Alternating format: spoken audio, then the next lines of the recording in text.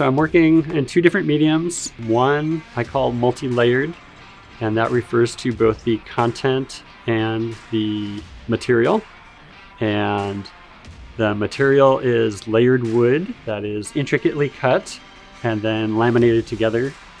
And then the concepts are usually stories that I'm trying to tell that have stories of themselves. So stories within stories, or they're multifaceted or multi-layered. My metal pieces are all made from found objects. I walk around the city, I pick up lots of parts. My friends laugh at me all the time because I'm constantly bending down and picking up random screws and bolts and all sorts of weird items throughout the city. And then I take them home, I clean them up, and then I assemble them into sculptures that resemble cities. Some of my work kind of tells a story of who I am.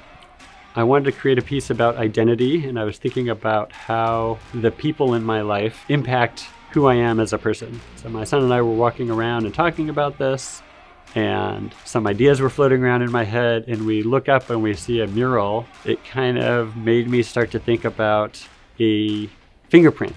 So I kind of married the two concepts together and came up with this really cool technique where the lines of the fingerprint, the width change of those lines to depict a person. And so it kind of is an optical illusion of sorts. There's no shading, but it's line thicknesses that kind of define the piece. I usually think about layers in terms of color. So I have the red layer at the top and the purple layer at the bottom, and it's kind of, my work tends to be colors of the rainbow. I'm constantly creating lots of different digital objects in my art and color coding them. Once I get something that I like, there's this lengthy process of merging all of those different digital objects down into the actual layers that I want to cut. Often when I'm building pieces, I try to optimize the material that I'm using by fitting other shapes inside of my design, so that when I'm done, I end up with the layer that I'm trying to cut, plus a whole bunch of other parts that I can use for other projects.